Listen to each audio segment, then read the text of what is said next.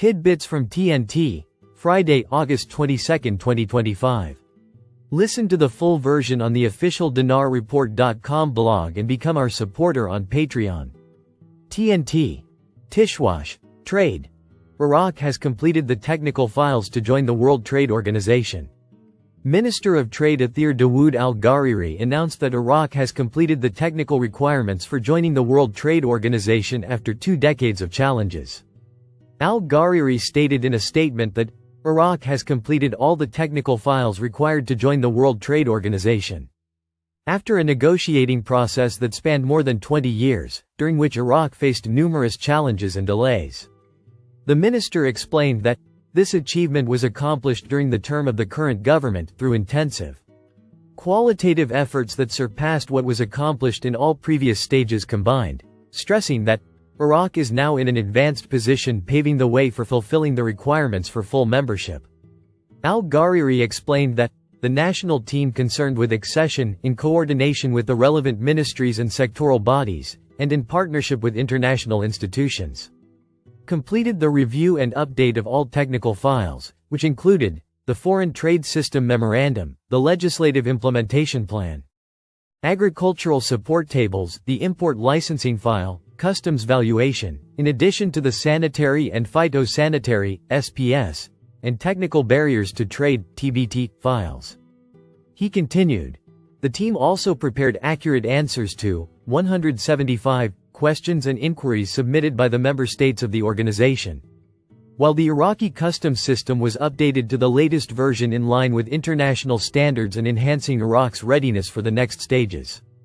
The minister confirmed that the files will be officially submitted to the WTO Secretariat through diplomatic channels, in preparation for the next meeting of the working group.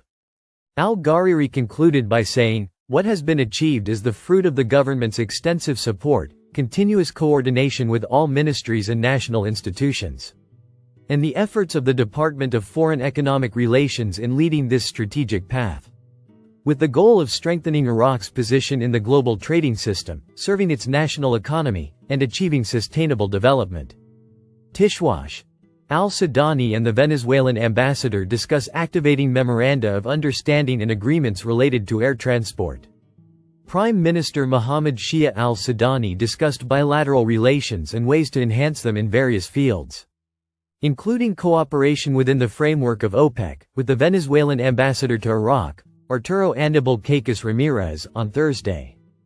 The Prime Minister's media office stated in a statement received by Al-Iqtisad News that the meeting discussed bilateral relations and ways to strengthen them in various fields, through activating memoranda of understanding and agreements, particularly those related to air transport services and cooperation within the framework of OPEC. During the meeting, al-Sudani affirmed that Iraq is committed to enhancing coordination within the framework of oil policies, including the exchange of technical expertise and cooperation to ensure stability in oil markets. He also praised Venezuela's role in OPEC and its commitment to controlling global oil prices. Al-Sudani praised the Venezuelan government's supportive stance on the Palestinian cause, noting the importance of exerting efforts to halt the crimes and violations perpetrated by the Zionist occupation forces against the Palestinians and to end the humanitarian suffering in the Gaza Strip.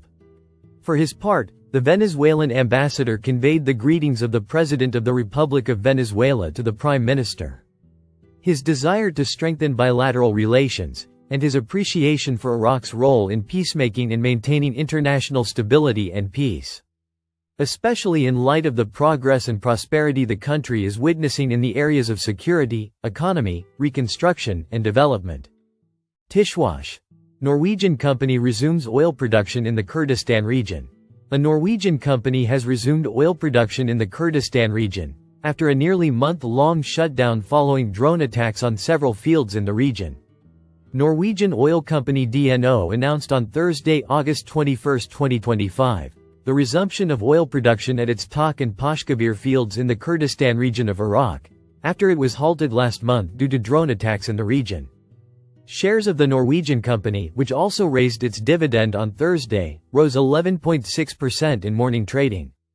According to the Washington-based energy platform, following the announcement of the resumption of oil production in Iraqi Kurdistan, The Norwegian company's fields were among 5 oil fields in Iraqi Kurdistan that were targeted by drone attacks in mid-July, disrupting approximately 150,000 barrels per day of the region's total production, estimated at 250,000 to 300,000 barrels per day.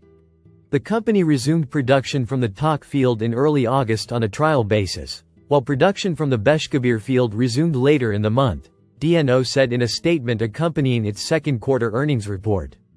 She noted that the attacks hit surface processing equipment in the Bashkabir field and an oil storage tank in the Tak field, adding that no one was injured. She added that while the months-long repairs are still pending, the company has increased its total production on a trial basis to 55,000 barrels of oil equivalent per day, split almost equally between the Tak and Peshkabir fields. The company's average oil production in Kurdistan was 82,100 barrels of oil equivalent per day in the first quarter, but declined by 9% in the second quarter, reaching approximately 74,760 barrels per day. The company explained that the production decline in Iraqi Kurdistan was the result of an operational shutdown imposed by market disruptions, during which DNO used the time to conduct maintenance and conversions scheduled for later this year. The Norwegian company, which owns 75% of the Tak license, where the Tak and Peshkabir fields are located, announced that it aims to increase oil production in Kurdistan to 100,000 barrels of oil equivalent per day in the long term. The Tak field, along with the Bashkabir field, forms a single concession operated by the Norwegian oil and gas company DNO in partnership with Genel Energy, which holds a 25% stake. The concession is located in the Zakho region, near the Turkish border. The Tak field is one of the oldest fields to enter production in Kurdistan, having been in operation since 2007, and currently produces approximately 29,000 barrels per day. The field's recoverable reserves are estimated at between 150 and 370 million barrels, making it a key pillar of Iraqi Kurdistan's oil landscape. The Beshkabir field was discovered in 2016 and began production in 2017. It produces approximately 49,000 to 54,000 barrels per day, with cumulative production reaching more than 100 million barrels by March 2023. On August 13, Gulf Keystone Petroleum announced the resumption of production at the Shaken oil field, which was also subjected to drone attacks. Listen to the full version on the official dinarreport.com blog and become our supporter on Patreon. Source: dinarrecaps.com